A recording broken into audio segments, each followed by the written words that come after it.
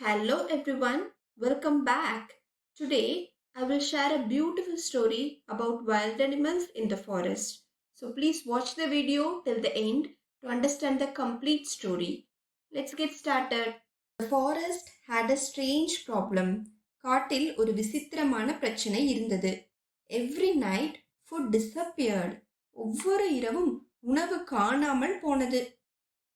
The bears found their honeycombs broken. கரடிகள் தங்கள் தேன்கூடு உடைந்ததைக் கண்டன. The squirrels' nuts were gone. அணில்களின் கொட்டைகள் போய்விட்டன. Even the birds' stored grains vanished. பறவைகள் சேமித்து வைத்திருந்த தானியங்கள் கூட மறைந்துவிட்டன. At first, the animals blamed each other. முதலில் விலங்குகள் ஒன்றையொன்று குற்றம் சாட்டின. But the theft continued always at night. ஆனால் திருட்டு தொடர்ந்தது எப்போதும் இரவில். The old elephant Gaja noticed something. Gaja என்ற வயதான யானை எதையோ கவனித்தது. Not paws, not hooves. பாதங்கள் அல்ல, குளம்புகள் அல்ல, human footprints. மனித கால் தடங்கள்.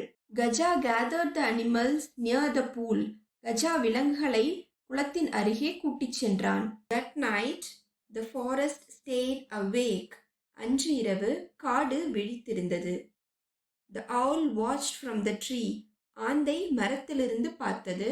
The deer hid near the bushes and observed. மான் புதர்களுக்கு அருகில் ஒளிந்து கொண்டு கவனித்தது. The bears guarded the trees. கரடிகள் மரங்களை காத்தன. Near midnight, a branch snapped. நள்ளிரவுக்கு அருகில் ஒரு கிளை முறிந்தது. A man crept into the forest carrying a sack. ஒரு மனிதன் ஒரு பையை சுமந்து கொண்டு காட்டுக்குள் நுழைந்தான். He moved carefully, stealing nuts, fruits and honey. அவன் கவனமாக நகர்ந்து கொண்டு கொட்டைகள், பழங்கள் மற்றும் தேனை திருடினான். But he didn't see the owl. ஆனால் அவன் ஆந்தையை பார்க்கவில்லை. The owl hooted loudly. ஆந்தை சத்தமாக கத்தியது. Instantly the forest came alive. உடனடியாக காடு உயிர் பெற்றது. The deer blocked the path. மான் பாதையை அடைத்தது. The monkeys dropped branches. குரங்குகள் கிளைகளை உதிர்த்தன. The bear walked towards the man. கரடி அந்த மனிதனை நோக்கி நடந்து வந்தது. The man panicked and ran straight into the mud near the river and slipped. அந்த மனிதன் பீதி அடைந்து ஓடினான். நேராக ஆற்றின் அருகே இருந்த சேற்றில் விழுந்து வழுக்கி விழுந்தான். In the morning, the forest guards noticed a trail of muddy footprints leading away from the river.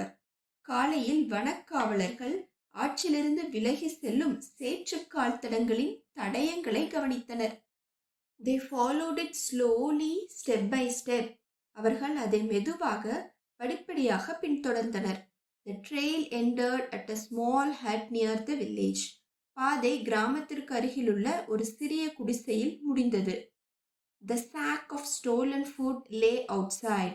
The thief was caught. திருடப்பட்ட உணவுப்பை வெளியே கிடந்தது. திருடன் பிடிபட்டான். That night, the animals slept peacefully again. அன்று இரவு விலங்குகள் மீண்டும் நிம்மதியாக தூங்கின. The forest had spoken not with violence but with unity. காடு பேசியது வன்முறையுடன் அல்ல, ஆனால் ஒற்றுமையுடன். No one who steals from nature can ever escape it. இயற்கையிலிருந்து திருடுபவர் யாரும் அதிலிருந்து தப்ப முடியாது. Thank you so much for watching. Please subscribe and hit the bell icon. Thank you.